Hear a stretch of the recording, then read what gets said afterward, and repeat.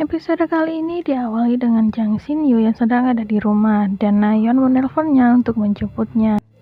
Di tengah perjalanan, lagi-lagi tangan merah berlumuran darah mengganggu Shin-yu, sampai ia hampir mengalami kecelakaan dan menabrak pinggir pembatas jalan. Akhirnya Shin-yu sampai di tempat Nayeon. Nayeon agak kecewa karena dia telah menunggu lama. Tapi Shin-yu bilang kalau dia kecelakaan. Dan Nayeon ingin membawanya ke rumah sakit, tapi Shin-yu menolak.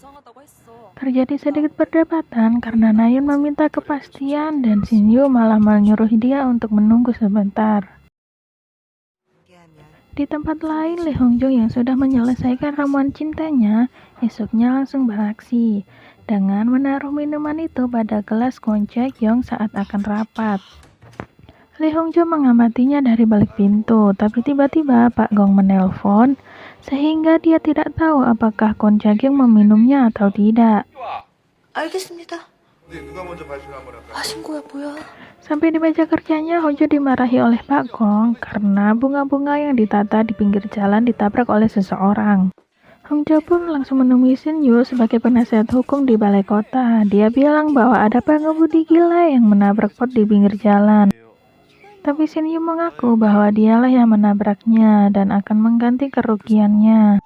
Tak berapa lama, Shin-yu malah menyuruh Hong Jo cuti dan mengajaknya pergi bersama untuk menagih satu mantra yang telah dijanjikannya.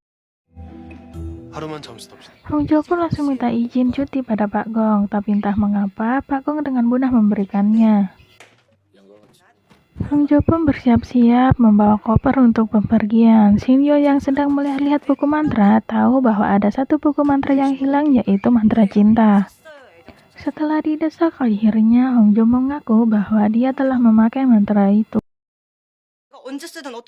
Di kantor, Kwon Jae-kyung yang melihat video yang tersebar itu sangat merasa tidak nyaman. Dia menelpon meja Hong Jo, tapi Hong Jo sedang cuti dan dia akhirnya memutuskan untuk berbicara pada kolega Hong Jo. Dan dia tahu bahwa koleganya itulah yang menyebarkan video tersebut. Kwon Jae-kyung langsung menyuruhnya untuk menghapus video itu. Kembali ke Hong Jo dan Shin-yu. Hong Jo yang penasaran apa mantra yang ingin diminta oleh Shin-yu, tapi Shin-yu tidak mengatakan apa-apa. Sampai di tempat tujuan, Shin-yu malah mengajak Hong Jo untuk menaiki gunung. Dia menyuruh Hong Jo untuk bersama-sama mencari sebuah bunga. Saat sedang mencarinya, Shin-yu mengatakan pada Hong Jo bunga apa yang ingin dicari. Ternyata Hong Jo tahu itu adalah bahan untuk menyembuhkan segala macam penyakit yang ada di buku mantra. Hong Jo bertanya apakah Shin-yu sakit, dan Shin-yu mengatakan bahwa dia telah dikutuk dan sangat putus asa mencari segala macam cara untuk menyembuhkan penyakit ini. Tak berapa lama pun akhirnya mereka menemukan bunga yang dicari. Saat malam tiba, Hong Jo dan Shin-yu mempersiapkan ritual. Hong Jo pun langsung memulainya dan mencampur-campurkan semua bahan yang tertulis seperti di buku mantra. Saat semua ritual sudah selesai, Hong Jo pun membakar kertas yang berisi resep tersebut dan meniupkan abunya pada wajah Shin-yu.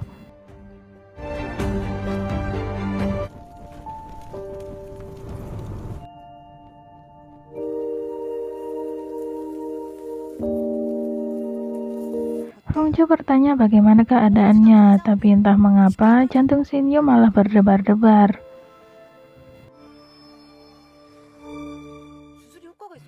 Esok harinya, Hong Jo masih penasaran apakah mantra tersebut ampuh pada Shin-yu. Tapi Shin-yu malah mengajak Hong Jo untuk langsung pulang. Belum juga berangkat, tiba-tiba Hong Jo ditelepon oleh Kwon Jae-kyung. Hong Jo sangat senang sekali. Kwon Jae-kyung ternyata mengajak Hong Jo untuk bertemu. Hong Jo makin kegirangan karena mengira mantra cintanya telah berhasil. 감사해요. 얼른 들어가 푹. 가져가요? 되게 비싸 보이던데. 당신 거니까. Hong Jo kembali bekerja saat tiba-tiba botol minum yang berisi ramuan itu hilang di mejanya. Ternyata Pak Gong lah yang telah menyimpannya. Hong Jo khawatir kalau Pak Gong meminum air itu, tapi tiba-tiba Pak Gong malah marah dan merasa kalau dia tidak dihargai karena telah menyimpan botol minumnya. Lalu ada suara yang menegur Pak Gong. Ternyata dia adalah manajer tim pemeliharaan taman yang kembali dari cuti. Sepulang kerjanya Shinyu, ternyata Nayeon sudah menunggu di depan apartemennya.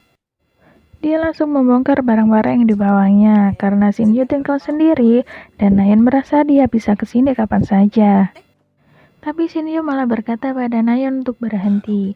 Nayeon masih berpikir positif bahwa berhenti pacaran lalu menikah, tapi ternyata tidak. Shinyu malah meminta mengakhiri hubungan. 데려다 줄게. 그거 사람 엄청 초라하게 하는 거야. Akhir-akhir ini Shinyu selalu memikirkan Hongjo terus. Bahkan saat Hongjo menemui Kwon Jae-kyung, Shinyu bahkan ingin menghalanginya. Tiba-tiba saat melihat tangan kirinya, Shinyu menyadari sesuatu. Dia teringat dengan gelas berisi air di dalam ruang rapat. Lalu, Shinyu langsung ke kantor untuk melihat rekaman CCTV 3 hari yang lalu, saat Hongjo menaruh ramuan cinta di meja rapat. Ternyata Kwon Jae-kyung tidak jadi meminum ramuan itu, malah Jang Shinyu lah yang meminumnya. Makanya dia selalu teringat akan Hongjo terus setiap waktu.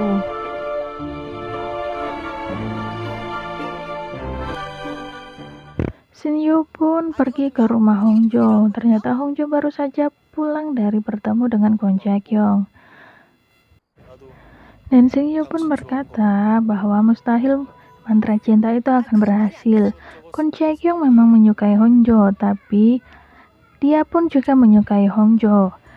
Karena ramuan cinta yang diberikan oleh Hongjo di ruang rapat ternyata diminum semua oleh Shinyu. Bahkan Shinyu menunjukkan rekaman CCTV saat dia meminumnya. Dan Hongjo harus bertanggung jawab karena mantra itulah Shinyu selalu memikirkan Hongjo dan rindu padanya. Hongjo tak habis pikir dengan kelakuan Jang Shinyu tadi, tapi dia lebih memikirkan Kwon Jae-kyung di kafe tadi. Lagi-lagi Hongjo ditolak oleh Kwon Jae-kyung.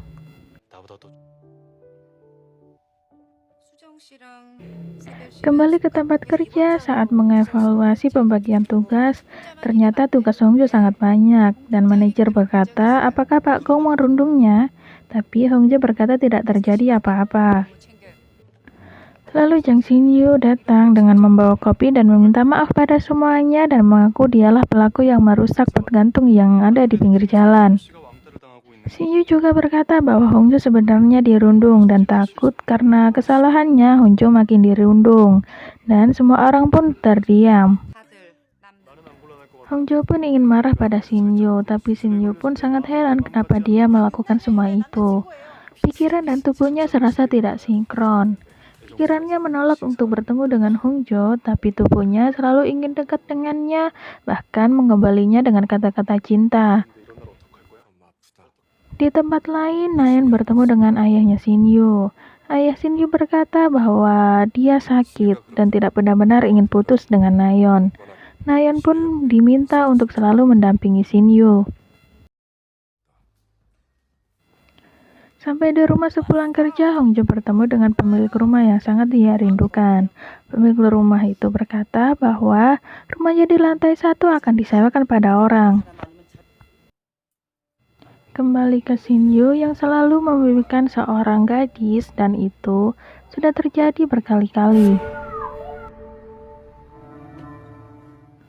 Adegan beralih ke tempat kerja di mana Pak Gong dimarahi oleh manajer Ma karena selalu merundung Hongjo dan menyuruh karyawan lain untuk segera pulang karena waktunya telah tiba. Saat di jalan pulang, Hongjo yang melewati gang yang gelap serasa diikuti oleh seseorang. Dia pun akhirnya berlari sampai HP-nya terjatuh. Tiba-tiba Shinyu sudah ada di situ. Dia melihat kembali gang yang tadi, ternyata tidak ada orang sama sekali. Lalu, lampu jalan tiba-tiba menyala. Dan dengan bangganya dia bilang, "Aku menyalakan lampu untukmu." Hongjo pun menemukan HP-nya. Saat dia membuka HP-nya, terlihat itu foto Hongjo dan ayahnya sewaktu masih kecil. Shinyu pun melihatnya dan itu adalah gadis yang ada di mimpinya selama ini. Hongjo pun tidak tahan dan mengajak Shinyu ke suatu tempat. Ternyata mereka pergi ke dukun Omwol di rumah lansia dan mengatakan apa yang terjadi pada mereka. Shinju pun bertanya bagaimana cara mematahkan mantranya, tapi sang dukun pun tidak tahu caranya. Shinju takut kalau suatu saat dia benar-benar mencintai Hongjo. Gantian Hongjo yang bertanya, kenapa dia terpilih untuk menjadi pemilik kota kayu tersebut. Dan sang dukun bilang bahwa kaulah yang memang terpilih. Dan tentang Shinju, apakah ada jalan keluarnya? Dan sang dukun bilang hanya ada satu cara. Tapi Hongjo tidak mau bilang itu pada Shinju. Shinju pun akhirnya terus menggombalinya dengan kata-kata cinta, walaupun itu tidak sinkron dengan pikirannya. 꿈에 찾아오지 마. 아니, Esoknya di tempat kerja, Hongjo mendapat keluhan tentang bunga di taman yang layu. Hongjo pun pergi ke sana untuk melihatnya langsung. Sampai di sana ternyata bunga-bunga masih segar. Ternyata itu adalah kelakuan Shinju yang ingin bertemu dengan Hongjo dan lagi-lagi menggombali Hongjo dengan kata-kata cinta. 때려야지. 어디 가냐고. Saat pulang, Hongjo mendapatkan makanan dari tetangga barunya di lantai bawah. Saat menikmati makanannya, tiba-tiba Shinju menelpon dan mengajaknya bermain tebak-tebakan.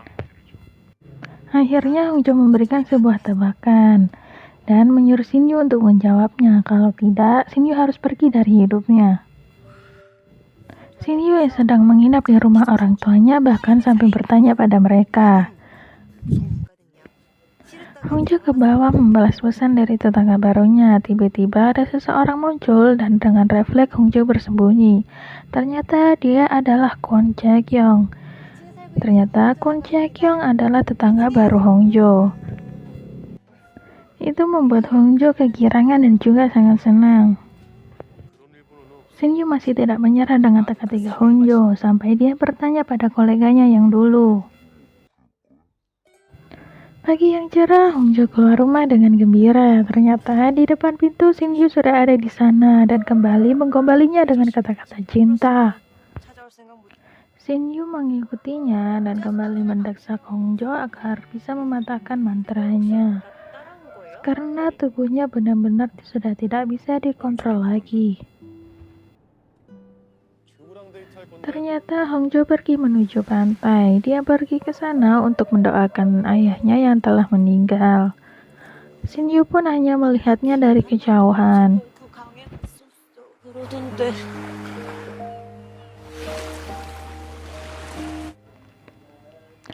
Tiba-tiba Shinju menyadari bahwa takdirnya akan susah diputus. Mereka pun saling berpandangan dan berkata dalam hati, 끊어낼 수 없는 운명이니. apa yang akan terjadi? Tunggu di episode selanjutnya.